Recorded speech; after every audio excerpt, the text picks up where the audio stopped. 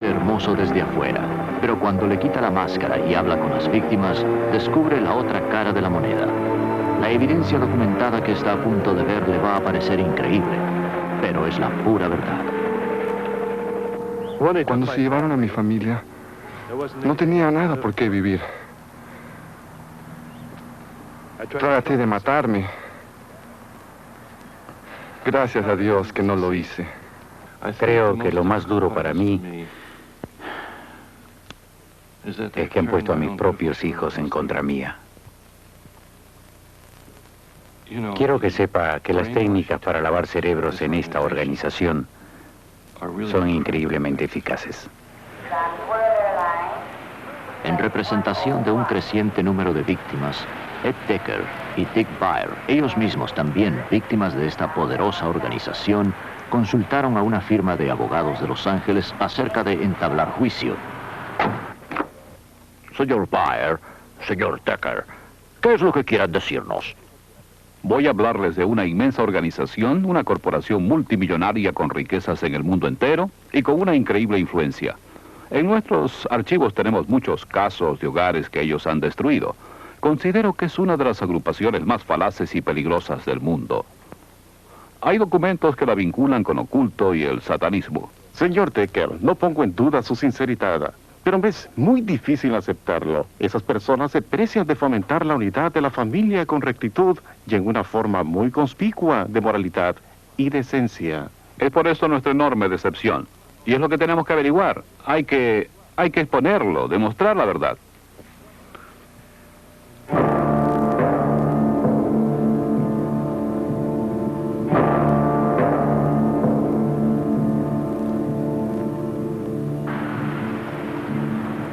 Salt Lake City, Utah, la meca del mormonismo, una de las religiones más acaudaladas y de más rápida expansión, con más de 5 millones de miembros en el mundo.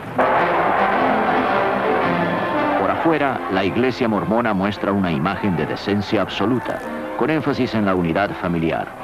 Con su historia inspiradora y altas normas morales, la iglesia mormona, también conocida como la Iglesia de Jesucristo de los Santos del Último Día, produce anualmente decenas de miles de misioneros cuya meta es la de propagar el mormonismo alrededor del mundo.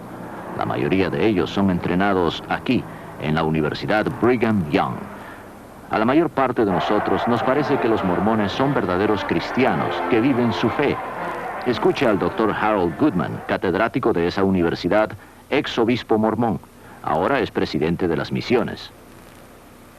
La iglesia fomenta el que la familia sea tan autosuficiente como sea posible en sus actividades, comenzando con la noche de familia, donde el padre, quien es el patriarca de ella, los une a todos. Allí ellos rezan y cantan una o dos canciones.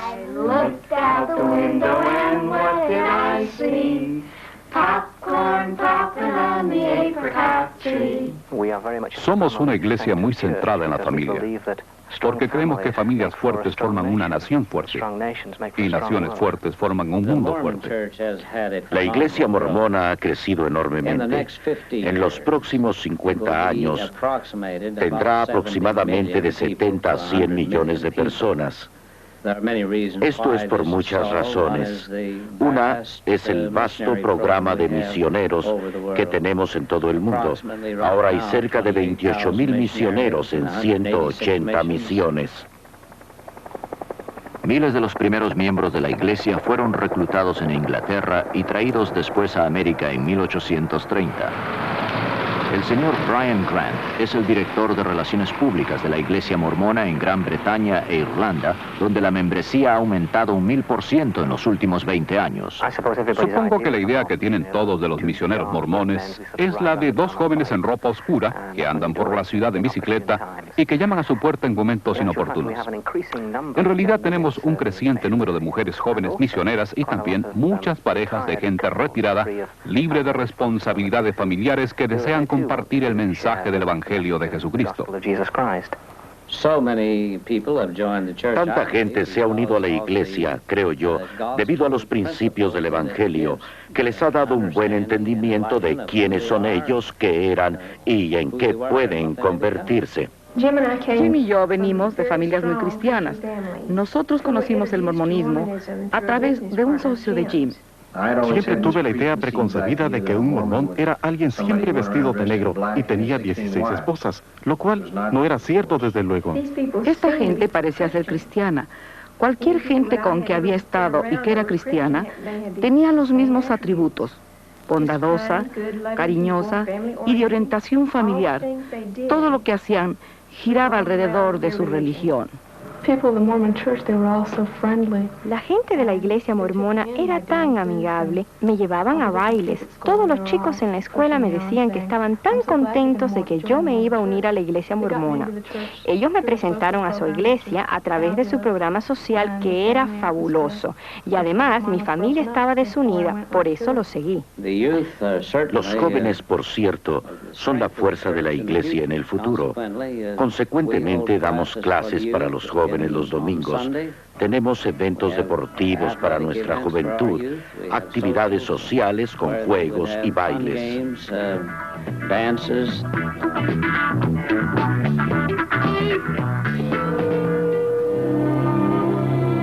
Muchos de los eventos sociales, así como los servicios regulares de la iglesia, se realizan en las capillas, las cuales están siendo construidas a razón de 2 por día en todo el mundo.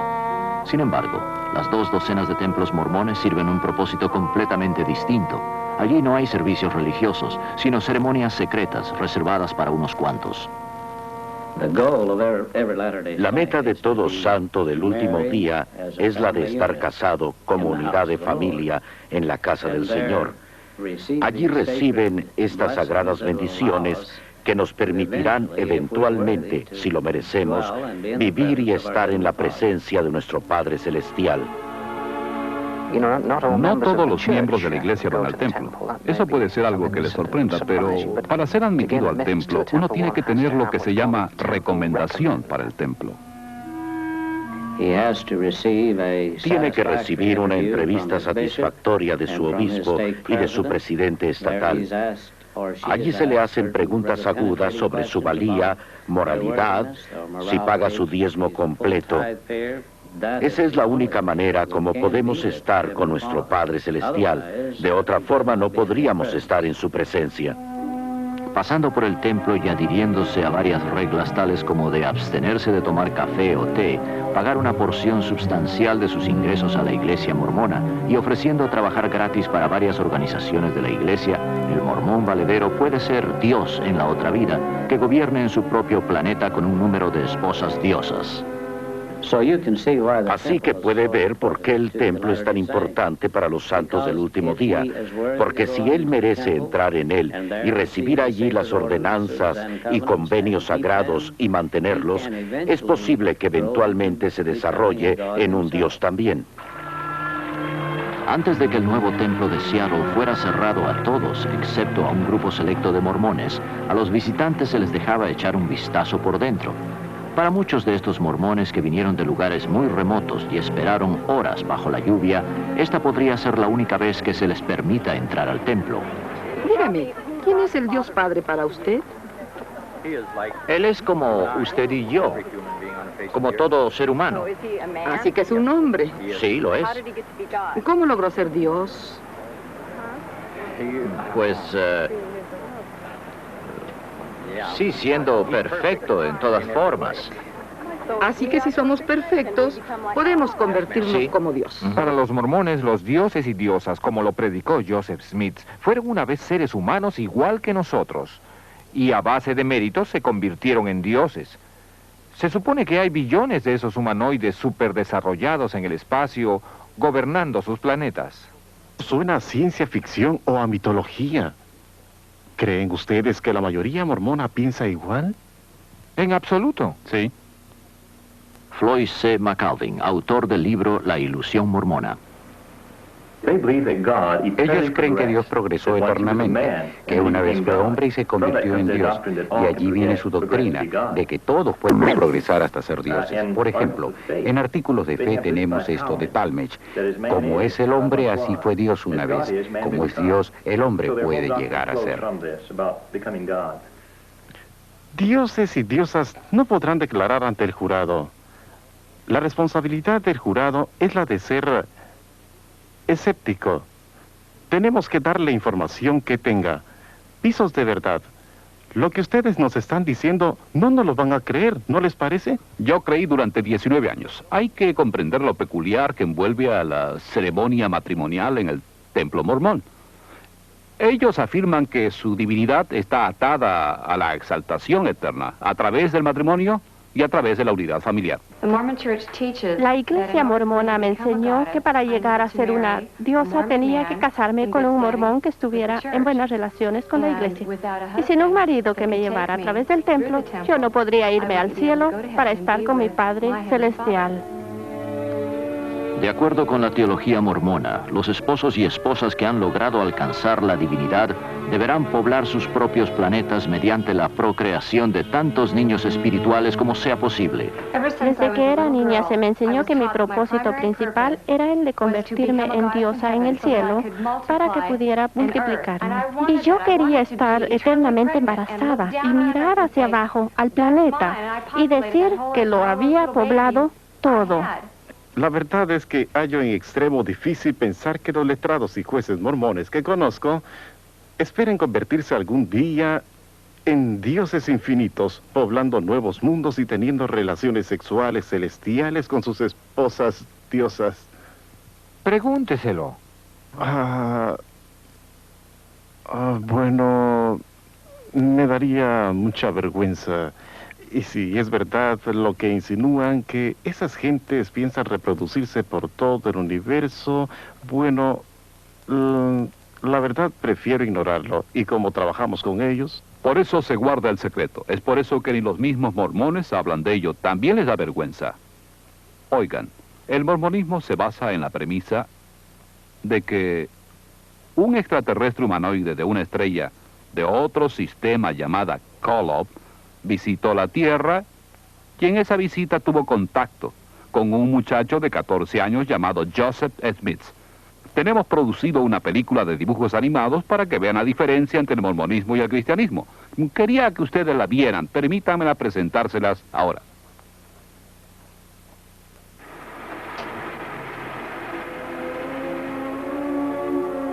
El mormonismo nos enseña que trillones de planetas por todo el cosmos son regidos por dioses que una vez fueron humanos como nosotros. Según ellos, hace mucho tiempo en uno de esos planetas, un dios no identificado y su esposa concibieron un niño espiritual llamado Elohim. Esta criatura espiritual después nació físicamente de padres humanos, quienes le dieron cuerpo. A través de ser obediente a las enseñanzas mormonas, la muerte y la resurrección, se hizo merecedor de ser elevado a la divinidad tal como su padre ante él. Los mormones creen que Elohim es el Padre Celestial de ellos y que vive con todas sus esposas en un planeta cerca de una estrella misteriosa llamada Kolob. Allí el Dios del mormonismo y sus esposas, mediante interminables relaciones sexuales, producen billones de hijos espirituales. Para decidir sus destinos, el Dios principal de los mormones convocó una conferencia celestial. Los dos hijos mayores de Elohim estuvieron allí, Lucifer y su hermano Jesús. Un plan fue presentado para construir el planeta Tierra, a donde serían enviados los niños espirituales y donde cobrarían forma mortal y conocerían el bien y el mal. Lucifer se puso de pie y ofreció ser el salvador de este nuevo mundo. Deseando toda la gloria para él, pensaba forzar a todos a convertirse en dioses. Oponiéndose a la idea, el Jesús mormón sugirió que al hombre se le diera la libertad de escoger, al igual que en los otros planetas. Por mayoría de votos, la propuesta del Jesús mormón fue aprobada, siendo él quien sería enviado como el salvador del planeta Tierra. Enfurecido, Lucifer convenció con astucia a una tercera parte de los espíritus destinados a la Tierra a que se rebelaran y lucharan a su lado. Este Lucifer se transformó en el diablo y sus seguidores, los demonios. Enviados a este mundo, se les negó para siempre cuerpos de carne y hueso. Los que permanecieron neutrales en la batalla fueron maldecidos con hacer de piel negra. Así explican los mormones el origen de la raza negra. Los espíritus que pelearon más valientemente contra Lucifer nacerían de familias mormonas en el planeta Tierra. Estos serían los de piel clara o blancos encantadores, como los describe el Libro del Mormón. Los primeros profetas mormones enseñaban que Elohim y una de sus diosas esposas vinieron a la tierra como Adán y Eva para dar comienzo a la raza humana. Miles de años más tarde, Elohim, una vez más en forma humana, viajó a la tierra desde la estrella base Kolob, esta vez para tener relaciones sexuales con la Virgen María, con el fin de proveer a Jesús de cuerpo físico. El apóstol mormón Orson Hyde enseñaba que después que Jesucristo creció, tomó por lo menos 3 esposas: María, Marta y María Magdalena.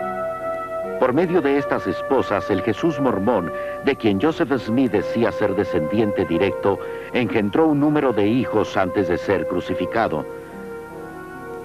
De acuerdo con el Libro del Mormón, después de su resurrección, Jesús vino a América para predicar a los indios, quienes los mormones creen son realmente israelitas.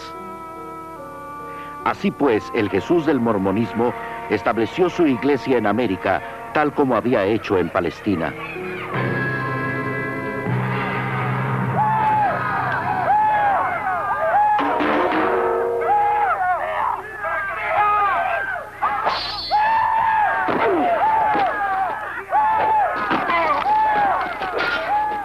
Por el año 421 después de Cristo, los indios israelitas de piel oscura, conocidos como los lamanitas, habían destruido a todos los nefitas en varias e intensas batallas. Los archivos de los nefitas se supone estaban escritos en placas doradas, las cuales Moroni, el último nefita viviente, había enterrado en el cerro Camora. 1400 años después, un joven buscador de tesoros llamado Joseph Smith, quien era muy conocido por sus historias y cuentos, alegaba haber descubierto esas placas cerca de su casa en la región montañosa del estado de Nueva York. Hoy en día, Smith es honrado por los mormones como profeta por haber dicho que había tenido visiones del mundo espiritual en las cuales había sido ordenado a que organizara la iglesia mormona porque todos los credos cristianos eran una abominación. Fue Joseph Smith quien dio origen a la mayoría de estas peculiares doctrinas, creídas hoy como verdaderas por millones de personas. Manteniendo un rígido código de requisitos morales y financieros y realizando rituales sagrados en el templo, solo entre ellos y los muertos, los santos del último día esperan poder probar su validez y por lo tanto convertirse en dioses. Los mormones enseñan que todos deben comparecer ante Joseph Smith, el Jesús mormón y Elohim en el juicio final. Estos mormones que fueron unidos en la ceremonia del matrimonio eterno esperan convertirse en dioses polígamos en el reino celestial, regir sobre otros planetas y procrear nuevas familias a través de la eternidad. Los mormones dan gracias a Dios por Joseph Smith, quien alegaba haber hecho más por nosotros que ningún otro hombre, inclusive Jesucristo. Los mormones creen que él murió como mártir y derramó su sangre por nosotros, para que también podamos transformarnos en dioses. ¿Dioses del espacio de Kolob? Me suena a ciencia ficción o como la guerra de las galaxias. Sé que es fantasía y estoy consciente de que como ser humano jamás podré llegar a ser un dios infinito. Es absurdo. Pero mi mujer no quería ni discutirlo. Y ella se divorció de mí y entonces buscó a otro hombre que estaba haciendo méritos para ser Dios, para ella poder ser diosa. Usted dice que la iglesia mormona presiona a los individuos para que se divorcien de sus cónyuges cuando estos no viven de acuerdo a la iglesia y que les presiona para que se casen con otra persona que está abriéndose camino hacia la divinidad. No cabe duda de que mi motivación en esto resulta en parte de mis propias experiencias. Recuerdo mi vida pasada y veo a un obispo que me aconseja que me divorcie, que me separan de mis hijos que yo crié en la fe mormona y que he pasado estos años tratando de restablecer mis relaciones familiares. Yo sé de cientos de familias cuyas historias de seguro romperían el corazón. Greg y Jolene se divorciaron debido a la iglesia mormona. Ahora se han vuelto a casar. Él se crió como cristiano y yo como mormona. Nuestras relaciones eran simplemente maravillosas, pero siempre volvíamos a lo mismo, que tenía que convertirlo a él al mormonismo. Después de 2 años y medio de tratar muy duro, simplemente desistí y se me aconsejó que me divorciara de él. Pues llegó a ser obvio ante los líderes de la iglesia que mi esposo no estaba de acuerdo con las normas de la iglesia. Así que les pareció perfectamente bien y aceptable y me animaron a divorciarme de mi marido. En la segunda visita que hicimos al consejero, volvió a revisar las cosas que le habíamos dicho y después dijo, bueno, hay gente que no debiera casarse. Yo no puedo imaginarme a un obispo que estuviera activamente recomendando el divorcio. Su deber es el de hallar maneras en que los esposos se reconcilien. No obstante, en mi caso, el obispo le aconsejó a mi señora que sería mejor para ella que se divorciara de mí. Habrán situaciones cuando, por razones de incompatibilidad, en una forma u otra, el divorcio sea inevitable. Pero debido a que creemos firmemente en la unidad de la familia y en la santidad de la vida familiar, sería el último recurso y no algo que se acepte por conveniencia. Yo fui a ver a mi obispo y él me aconsejó que sería mejor vivir sin él y ser sirviente en el cielo mormón que permanecer casada con él. Y aquí tiene una iglesia que profesa la unidad de la familia, pero destruyó mi matrimonio. Un momento, caballeros. Estas personas gozan de libertad religiosa y pueden creer lo que quieran. Pero ¿por qué se toman la libertad de separar a las familias y destruir sus vidas? La presión sobre las mujeres parece increíble. Deben ser perfectas. Ellas juran solemnemente en el templo una total obediencia al esposo. Ahora, hay hasta psiquiatras que se especializan en tratar las depresiones de la mujer mormona. Yo tengo una amiga que es enfermera en la sala de psiquiatría. Ella vino y me preguntó, ¿por qué hay tantas mujeres mormonas en mi departamento? ¿Cuál es el problema? Y yo creo que se debe simplemente porque es imposible vivir de acuerdo a las normas tan estrictas que se les impone a estas mujeres mormonas. Ellas deberán ser perfectas para así llegar a la exaltación con sus esposos. No pueden ni salir de la sepultura, a no ser que sus esposos se los ordenen en la primera resurrección. Y si merecen la exaltación celestial, el cielo de la mujer mormona es estar embarazada eternamente, teniendo un bebé espiritual tras otro. Llegué a un punto en mi vida como mujer mormona en que no iban bien las cosas. Todo mi tiempo lo pasaba haciendo lo que los líderes mormones me mandaban hacer. En realidad, llegué al punto de sentirme como que no valía la pena seguir viviendo. Sandra Tanner, ex mormona, autora, investigadora, periodista, considerada como una de las más grandes autoridades en mormonismo. Utah tiene el índice de divorcios más alto de la nación, un índice más alto también que el promedio nacional en suicidios, especialmente entre adolescentes. Es más alto en Utah que en todo el país. Esto en parte se debe a que los mormones enfatizan la perfección, y tantos de estos jóvenes se sienten derrotados en su lucha por alcanzar la divinidad. No pueden cumplir con todo lo que la iglesia requiere de ellos, y esto destruye en tal forma su amor propio que simplemente no pueden seguir adelante y optan por quitarse la vida.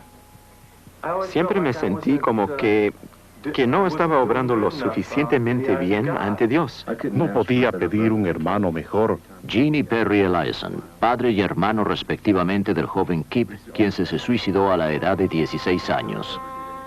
Kip era casi el hijo perfecto, un estudiante brillante. Estaba en el equipo de atletismo y llegó a ser el miembro más inspirado de su equipo. Kip era mi mejor amigo y asociado, desde que su madre murió cuando él tenía 5 años.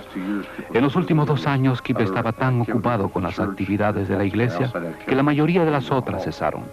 Cuanto más profundamente se involucraba en la iglesia, su depresión era mayor. Así que yo me sentaba con Kip y hablábamos de este problema para saber qué era lo que le molestaba.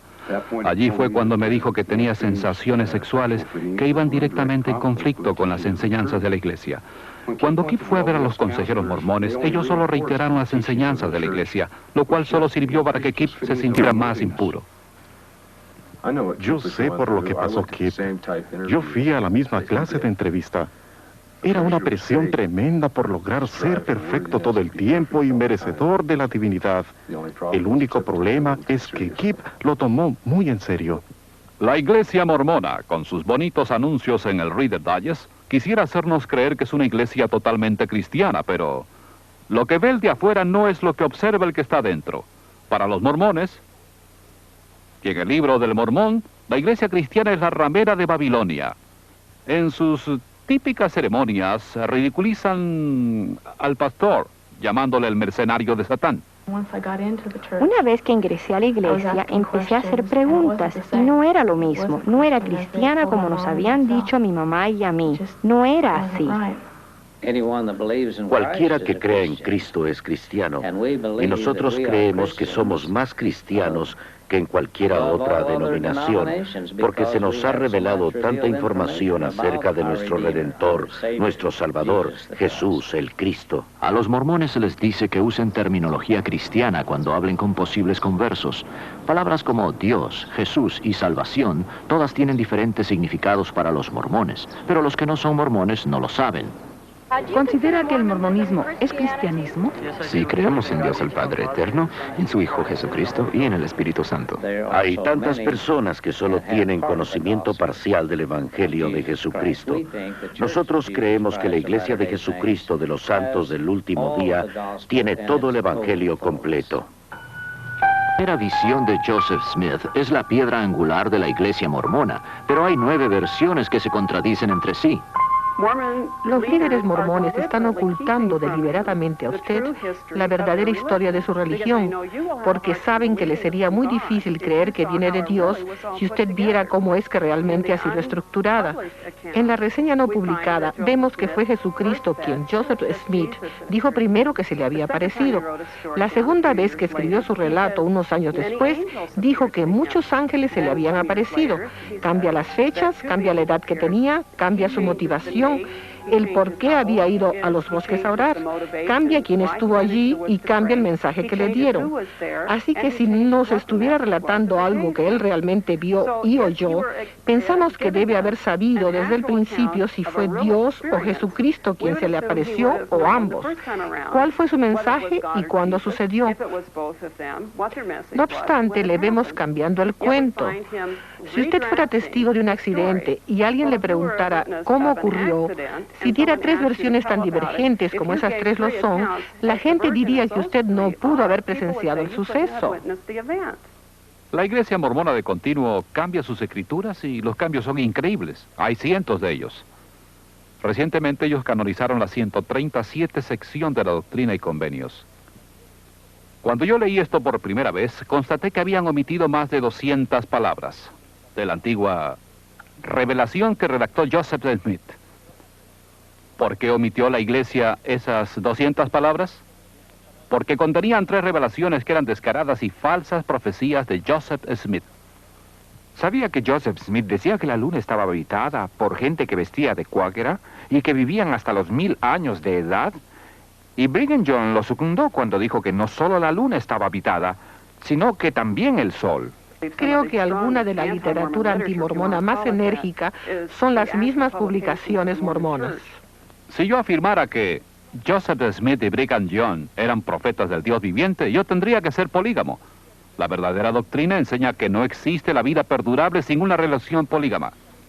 Thelma Gear, autora, franca ex mormona y bisnieta del convicto asesino mormón John D. Lee.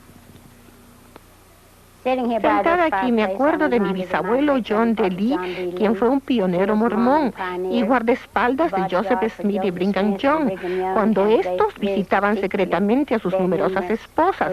Me recuerdo que mi bisabuelo tuvo 19 esposas y 64 hijos. Emma Smith, esposa de Joseph, fue obligada en esta misma doctrina y convenios a ser obediente al canon y a aceptar a las otras esposas de Joseph, o ella sería castigada. Este diario dice que Joseph practicaba la poligamia a espaldas de su esposa. ¿Cómo había él prometido a Emma dejar a las otras solo por ella? Pero le dice a su amigo, tenía que decir eso, pero no tenía la intención de cumplirlo. Hoy en día hay en Utah aproximadamente unos 25,000 matrimonios polígamos. Se trata de personas fundamentalistas que creen que Brigham Young fue realmente un profeta de Dios y que sus secciones D y C son verdaderas y que una ley promulgada por el hombre no podía abolir ese eterno convenio que tenían con Dios. La Iglesia mormona ha escondido deliberadamente los archivos de sus primeros líderes, de sus primeros documentos, las primeras publicaciones de sus miembros. Ron Pritis, gerente del Seventh East Press, periódico publicado por jóvenes mormones que tratan de conseguir reformas en la iglesia. Algunos de los artículos que han atraído más la atención al periódico son los que tratan de la historia, la teología de la iglesia y algo de la deshonestidad por parte de algunos de los administradores en sus tratos con los estudiantes. Hay tantas cosas en los archivos de la iglesia que si fueran puestas a inspección del público, opacaría esa bella imagen que la iglesia mormona trata de dar. El misionero viene a su puerta y le dice, tenemos una hermosa historia que contarle acerca de las familias, y le tratan de decir que es un lugar glorioso para criar a sus hijos. El misionero es parte de ese encubrimiento, él no sabe esto. A él se le ha dicho que todo va a ser comprobado, que todo es 100% verdad. Él cree que los archivos están abiertos. No sabe que ni él mismo puede ir a Utah y examinarlos. En los cristianos, la fe hace que veamos siempre a nuestros estudiosos buscar manuscritos antiguos, estudiando, investigando los primeros manuscritos para mejorar y validar la autenticidad de las Sagradas Escrituras, mientras en el mormonismo ocurre lo opuesto. Sus líderes tienen que volver, reescribir, encubrir, cambiar, suprimir, agregar por todo el libro de su historia sus escrituras. Ellos ocultan sus diarios, porque estas cosas muestran confusión y la naturaleza humanista de su teología y su religión. El libro del Mormón, se dice, es un recuento histórico traducido de las verdaderas placas que Joseph Smith desenterró de un cerro de Nueva York. Si esa es una historia genuina, uno podría asumir que se puede estudiar, al igual que cualquier libro de historia. Dr. Charles Crane, autor, catedrático y experto en arqueología mormona. Cuando miramos el libro del Mormón, nos hallamos frente a una historia enteramente diferente, en vez de ser una recopilación de datos verídicos. Yo he estudiado mapas, he tratado de verificar la información arqueológica y todavía me pregunto dónde está la tierra de Saramgela, dónde está el valle de Nimrod, ¿dónde los llanos de Nefija? Yo no he podido encontrar dato alguno de siquiera una de las ciudades mencionadas en el libro del Mormón. Volvemos al libro del Mormón y no tenemos nada. No hay lenguaje nefita, no hay ciudades nefitas. No hay un solo mapa en ningún libro del Mormón. No se puede localizar ningún sitio. No hay evidencia para el libro. Y se supone que es una recopilación histórica. El doctor Richard Fales, autor, conferencista, arqueólogo. Nunca hemos excavado un solo artefacto que ni remotamente se relaciona con esta civilización que los mormones sostienen existió en los Estados Unidos, Centro y Suramérica. No hay evidencia arqueológica que verifique el vasto imperio americano descrito en el libro del Mormón. Sin embargo, la arqueología ha podido comprobar la existencia de todas las grandes civilizaciones, inclusive las de tiempos bíblicos. Por ejemplo, estas monedas mencionadas en la Biblia, el siclo, el dracma, el óvulo de la viuda, todas han sido encontradas en abundancia. ¿Qué es lo que hallamos cuando leemos el libro del Mormón? En el capítulo 11 de Alma, versículos 5 al 19, hay una lista de las monedas de ese periodo que usaba la gente. Figuran el serín de oro, el seón de oro, el shum de oro. Tenían monedas de menos valor, el shiblon, el ea. Hay que decir aquí que ninguna de estas monedas ha sido jamás encontrada. Mucha gente no entiende al libro del Mormón. Esta es la historia de la gente que habitaba el continente americano, Norte, Sur y Centroamérica, desde cerca del año 600 a.C. hasta más o menos el 420 después de Cristo. Y claro, tenemos mucha evidencia de la gente que vivió allí. Creo por mis estudios de que no se trata de historia verdadera, sino de un cuento de hadas, como el de Alicia en el País de las Maravillas.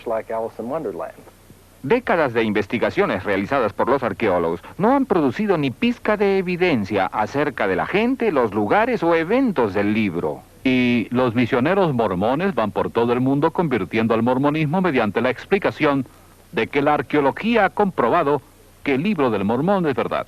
Uno de los trabajos de las escrituras mormonas se llama La Perla de Gran Valor.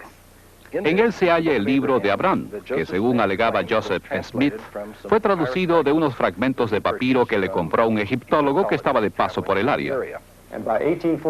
Y por el año 1842, sin tener ningún conocimiento del idioma egipcio, él tradujo eso en lo que es llamado el libro de Abraham.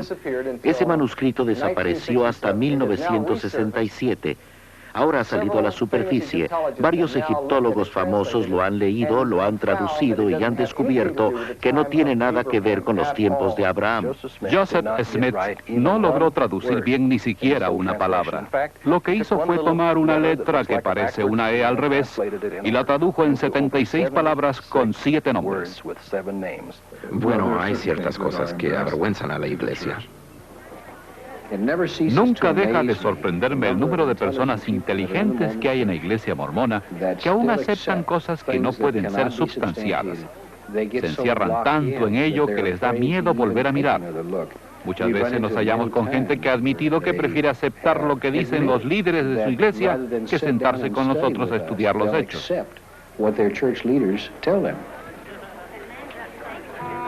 La palabra de un profeta mormón puede nulificar escrituras bíblicas o cualquier escrito mormón anterior, como el profeta Spencer W. Kimball, que en medio de creciente presión social tuvo una revelación divina, la cual le permitió anular la maldición que pesaba sobre los negros, quienes hasta entonces habían sido considerados por la iglesia mormona gente de malos hábitos, de inferior apariencia física, maliciosa, pérfida y en general privada de inteligencia. El profeta Brigham Young dijo que al mormón que se casara con una persona negra se le mataría en el acto y que esta ley sagrada nunca debía ser cambiada. Yo leí en una publicación mormona, en un artículo escrito por el actual profeta de la iglesia, donde describe sus poderes como presidente de la iglesia. Y en ese artículo dice que él es el enlace entre el hombre y Dios.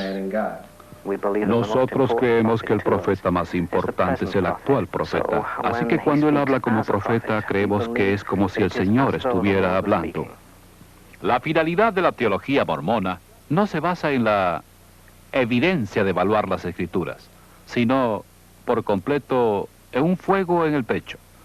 Las escrituras mormonas dicen que hay que buscar eso. Cuando los misioneros mormones llegan a tocar a su puerta, le hablan del libro del Mormón o le hablan del profeta Joseph Smith. Y cuando terminan, le piden que rece y que trate de sentir ese fuego en el pecho que ellos sienten y que esto le probará que Joseph Smith es el profeta de Dios, que el libro del Mormón es la escritura divina. Así que hacen una subjetiva evaluación, como que la escritura no está en duda. Ellos nos animan para leer el libro del Mormón, nada de la Biblia, sino varios segmentos del libro del Mormón y que oremos para tener la certeza de que es la verdad. Cuando discutimos esto con los mormones, muchos dicen, no me interesa si se comprueba que las profecías de Joseph Smith son erróneas. Yo tengo un fuego en mi pecho y sé que todo es verdad. ¿Has tratado de verificarlo? No lo voy a comprobar. Siento el fuego en mi pecho. Es una total fe en todo lo mormón.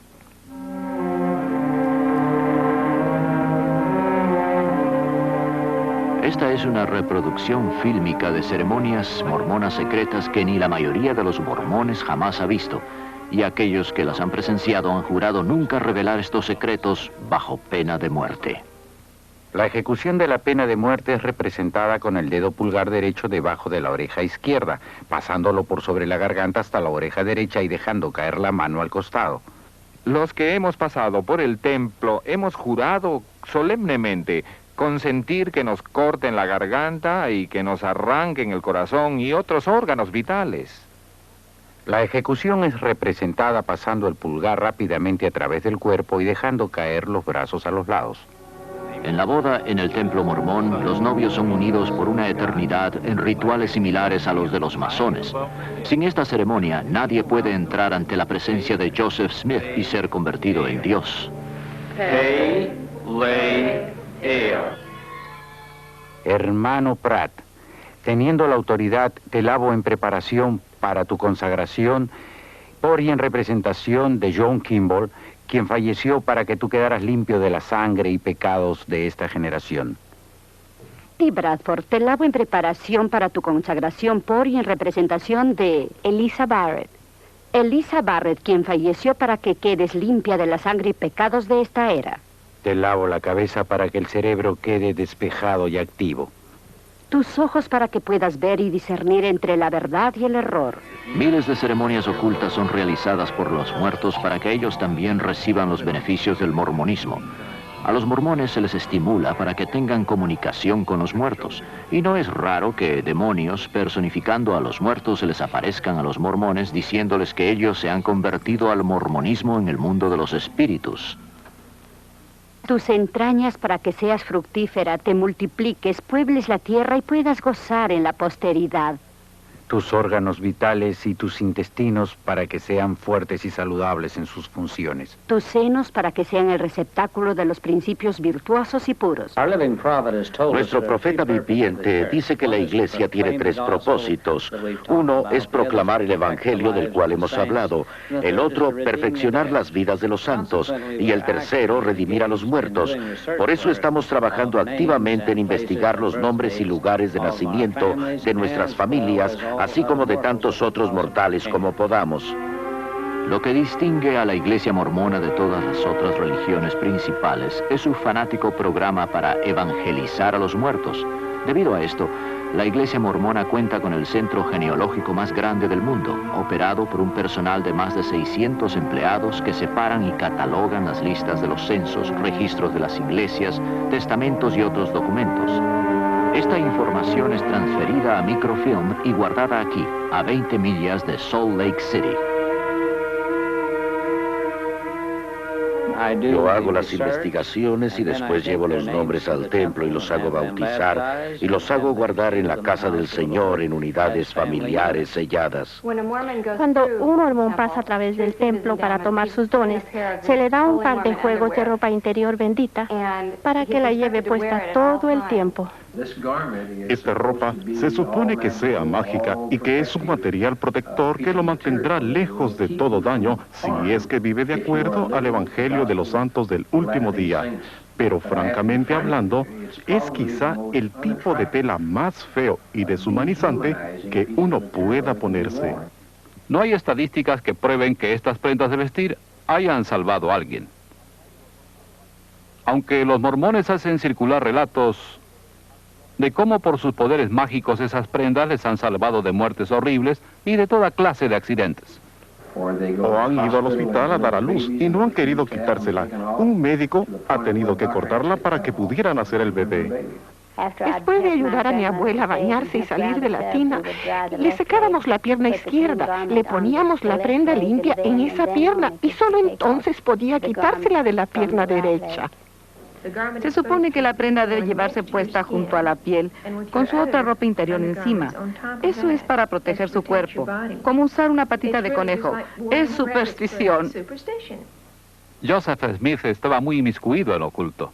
Tenía una roca que usaba como una bola de cristal para adivinar dónde localizar tesoros y para traducir las placas doradas. En 1826, Joseph Smith fue arrestado y convicto por pretender buscar tesoros con esa piedra. Estas marcas especiales en la prenda del templo hacen de esto un amuleto especial, el cual es llamado un talismán. Aquí, en la Biblia satánica de Anton LaVey, bajo la sección llamada Nombres Infernales, quiero mostrarles algo. Aquí tenemos al dios Morbo, quien es el rey de los espíritus, dios de los muertos. Y a sus seguidores se les conoce como los mormones. Esa es la clase de conclusión que debemos evitar. Podrían ser coincidencias. Excepto que los mormones están obsesionados con la genealogía y los ritos para los muertos, quienes pueden visitar a los vivos y hasta convertirse en mormones desde la sepultura. En chino, mormón significa entrada al infierno. Por eso los misioneros mormones tienen dificultades en Hong Kong. Deben evitar el uso de la palabra mormón cuando tratan de convertir a los chinos. El doctor John L. Smith, autor y experto en lo referente a las vastas riquezas de la Iglesia mormona. La Iglesia mormona es una de las más grandes instituciones financieras. La Iglesia mormona maneja el poder económico mejor que cualquier otra religión. Es dueña de la compañía de seguros Beneficial Insurance de $2.6 billones en capital, la Deseret Management and Trust Corporation, hospitales, escuelas, edificios de apartamentos, granjas. Son accionistas mayoritarios del Los Angeles Times. Tienen estaciones de radio y televisión, la cadena de tiendas CCMI, propietarios de vastas extensiones de tierra en Estados Unidos, Canadá y Europa, y en cada continente. 2/3 de sus propiedades son libres de impuestos.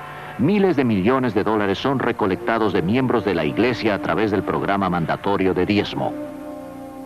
Es muy difícil poder decir exactamente lo que la Iglesia mormona posee. Alguien ha dicho que ni el presidente de la Iglesia mormona puede saber, porque podría haber comprado algo ayer o haber vendido algo hoy.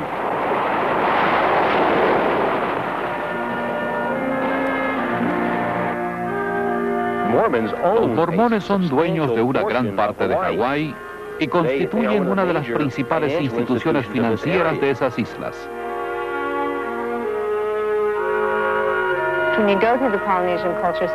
Cuando va por el Centro Cultural Polinesio, lo pasean por el Templo Mormón.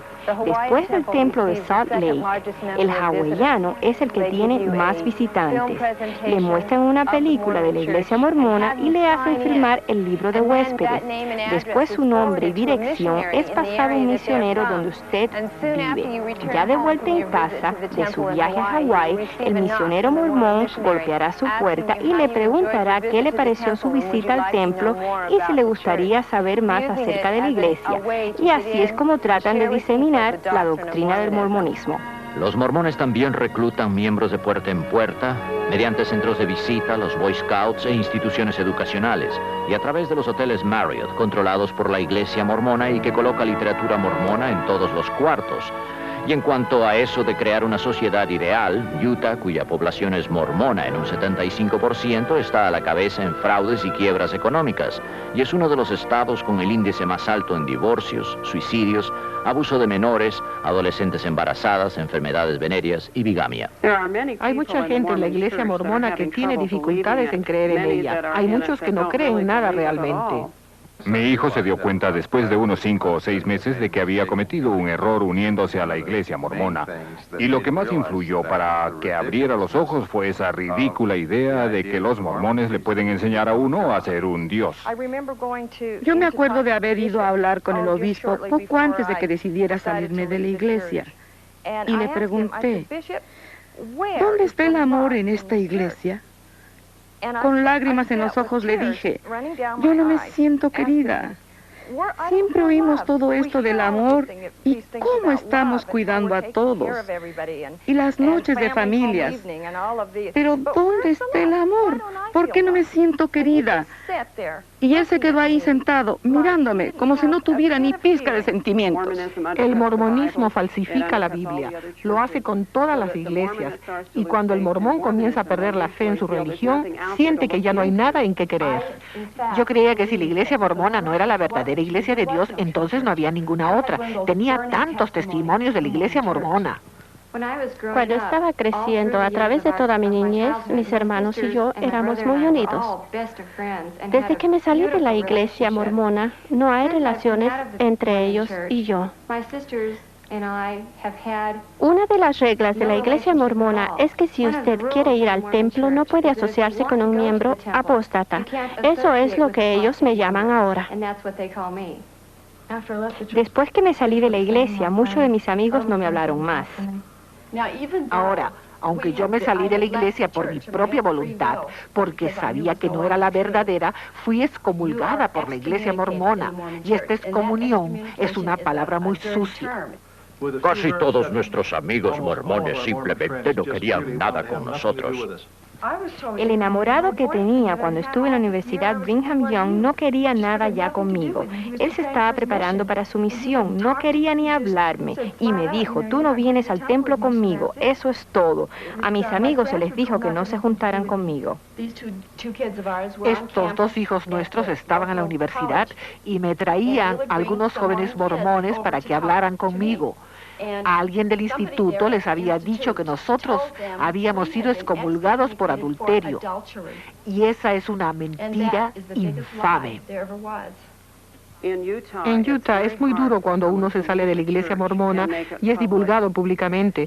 Primero que nada, su trabajo corre peligro. Usted puede estar empleado por un mormón y esto podría amenazar su puesto. Muchas de las personas que conozco trabajan para la iglesia mormona y tienen miedo de perder sus empleos. Algunos tienen temor de divorciarse. Yo sé de gente en posiciones destacadas que no creen en el mormonismo. Yo he hablado con un obispo que me dijo que él no creía en absoluto en el mormonismo. Recientemente, una familia mormona que conocemos, hasta el marido empezó a hacer preguntas. Él llamó una noche y dijo, yo sé que lo que me dices es la verdad, no me cabe la menor duda, pero, agregó, me aterra el pensar que pueda perder a mi esposa y mis hijos y mi negocio, porque cuando divulgue lo que he descubierto, lo perderé todo.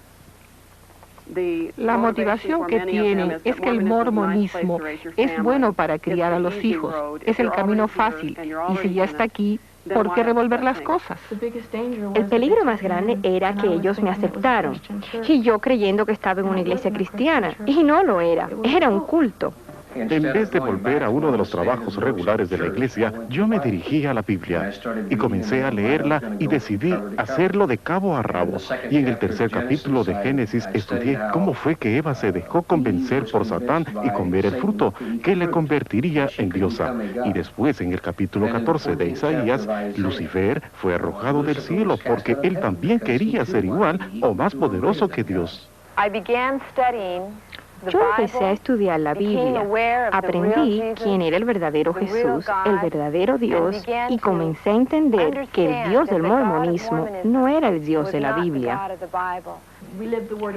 Nosotros vivíamos según creíamos de acuerdo con la palabra de Dios, íbamos a nuestras reuniones, pagábamos nuestro diezmo, teníamos nuestra noche de familia, hacíamos todo lo que teníamos que hacer y cuando yo me volví cristiana, no era la persona buena que yo creía que era. Porque Dios nos reveló nuestro orgullo interno, nuestros problemas internos, las cosas que no habían estado claras antes, porque habíamos estado tan preocupados con todo lo externo. Estábamos tan contentos que creíamos que éramos buenos. Yo era una criatura solitaria en la iglesia. Lo era cuando me casé. Era solitaria en la iglesia cuando era soltera. Pero cuando conocí al Señor, supe que había alguien que estaría conmigo todo el tiempo. Yo recuerdo que debía pedir a Jesús que entrara en mi corazón. Me acuerdo que mis amigos cristianos decían eso. Así que un día, estando sola, me hinqué de rodillas y le pedí a Jesús que entrara en mi corazón. Yo no sabía lo que estaba haciendo, pero cuando me levanté, había nacido de nuevo. Descubrí que Jesús era el camino, la verdad y la vida, y no una organización. Toda mi vida había estado yo buscando algo en la iglesia mormona. No podía precisar lo que era. Ahora que mi mamá ha aceptado a Cristo en su vida, lo ha compartido conmigo. Yo noté un gozo en ella que nunca antes había notado. Y esto era lo que yo necesitaba. Le estoy muy agradecido a Dios de que toda nuestra familia, mi esposa y yo y nuestros 7 hijos, nos hayamos salido de la iglesia mormona y conozcamos a Jesús de una manera muy personal. Señor Decker, señor Baer, yo no creo que podamos llevar el caso. Pero es un fraude. Una falacia para engañar. Y las familias, esas vidas destruidas por ellos. No hay dinero suficiente. Ellos tienen billones. Podría durar años. Y ellos tienen los recursos. Ustedes nos han llevado a Kolob, pero dudo que un jurado nos acompañe. Los cultos protegidos en Estados Unidos bajo el actual sistema judicial continuarán proliferando a costa de muchas familias y vidas. Esto es todo lo que me queda de mi hijo Kip, la última carta que me escribió. Papá, te quiero más de lo que puedo decir con palabras. Si me fuera posible, me quedaría vivo solo por ti. Porque realmente te quiero, pero no es posible. Primero debo quererme a mí mismo y no es así. Hay dentro de mí una extraña sensación de oscuridad y autodesprecio que domina todas mis defensas. Desafortunadamente debo ceder. Estos sentimientos solo lo pueden comprender unos cuantos. Presiento que tú no comprendes este inmenso odio que siento por mí mismo. Esta es la única manera, yo siento, de poder aliviarme de estas sensaciones. Tú sigue viviendo y sé feliz. I love you, Gord. The words to say.